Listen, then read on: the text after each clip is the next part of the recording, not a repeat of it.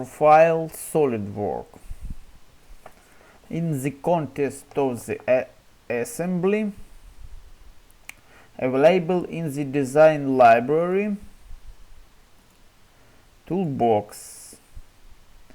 Adding now.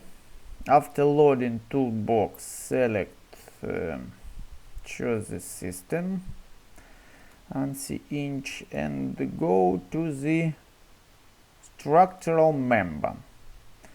Select steel or aluminium.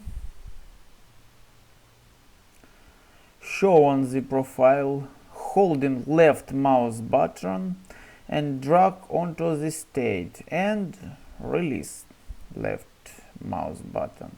Waiting for the download window of configuration and set properties. Size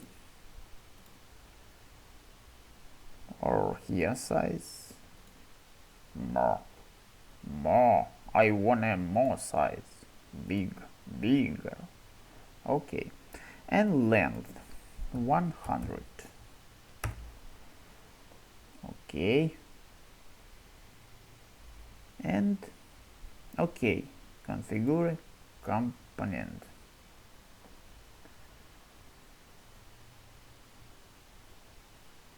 Cancel insert components. View all.